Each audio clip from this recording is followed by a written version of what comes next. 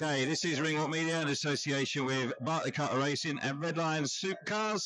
Mr. Ricky Hatton, a good night for both your boxers. Absolutely delighted, yeah. I think everything they're doing in the gym, they've had two great camps.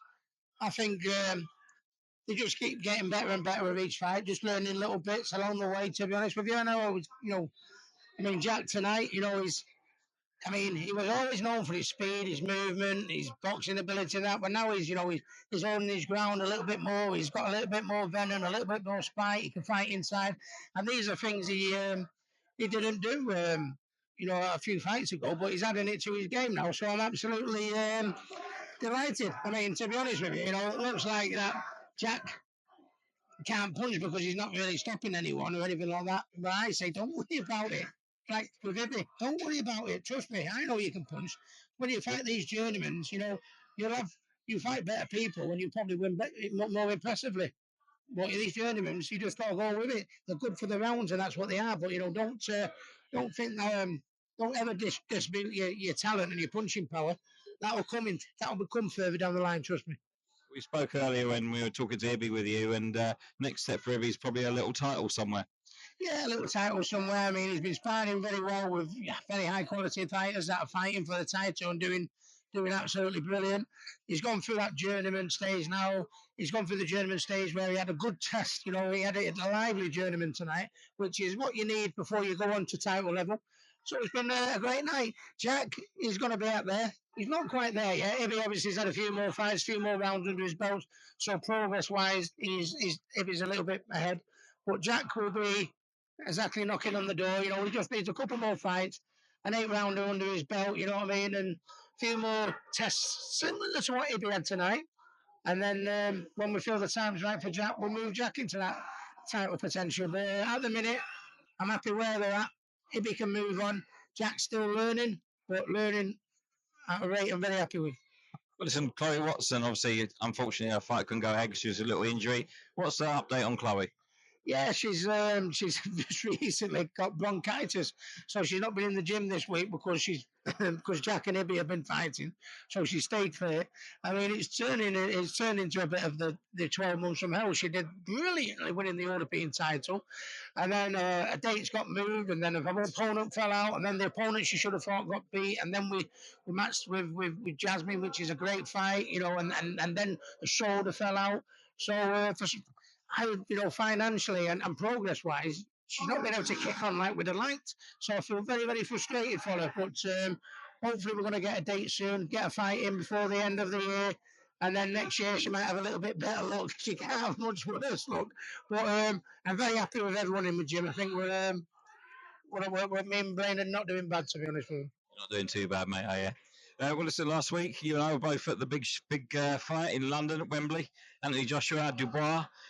First of all, the main event. I mean, staggering result. Yeah, I think most people. I don't think Dubois wasn't capable of producing a performance like that, but I think the smart money was on AJ. But Daniel Dubois, I said in the build-up, he just looked like a man possessed.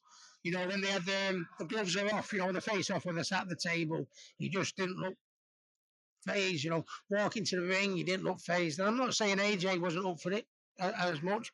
He just looked like a man possessed. He looked like me against Costa Zil, where nothing's beating me tonight. I know that's what he looked like. And I think AJ did. I think a lot. I mean, it's him, and they've only admitted himself that maybe they could have done a little bit better. But listen, we're not Superman. Everything sometimes happens on that night where you don't quite get it right. But AJ will come back. But I think that's one of the best events I've seen on the British Isles as far as entertainment value.